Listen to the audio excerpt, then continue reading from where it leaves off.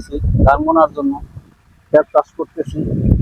এটা আমাদের জমি ভাই, গরিব মানুষ কি করবো ভাই, ধান বনে খাইতে হয় ভাই, অনেক কষ্ট হয় ভাই। কষ্ট না করলে সফলতা আসে না, এটাই বাস্তব। জীবনে কষ্ট ছাড়া আর কোনো উপায় নেই।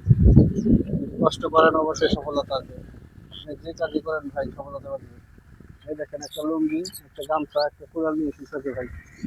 কষ্ট করার জন্য চকে আইছি, কিন্তু কিছু করার নেই।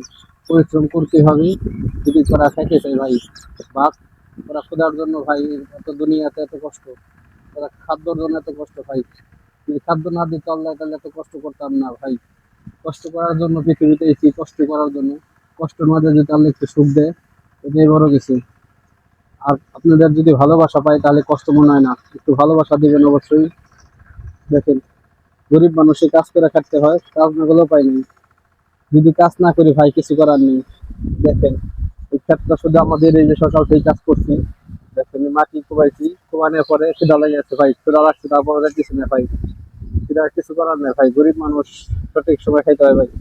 যদি ভালোবাসা দেন, নাহলে কিছুই করার নেই। যদি ভালোবাসা দেন, তাহলে একটু সফলতা যদি পাই, একটু আল্লাহ যদি মুখটা ফিরা চায় আপনাদের দোয়ায়, একটু অবশ্যই ভালোবাসা দিবেন। দেন ক্ষেতটা পুরো কোবাইছি, দেখেন এই সব কোবাইছি, হাতাল কোবাইছি।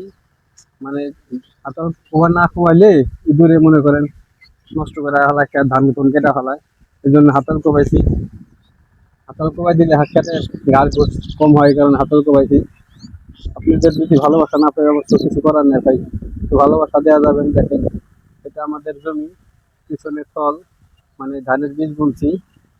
ধানের বীজের জন্য একটু বুনবো পানি দেওয়ার জন্য ভাই। গরিব মানুষের কিছু করার নেই, তাই গরিব মানুষের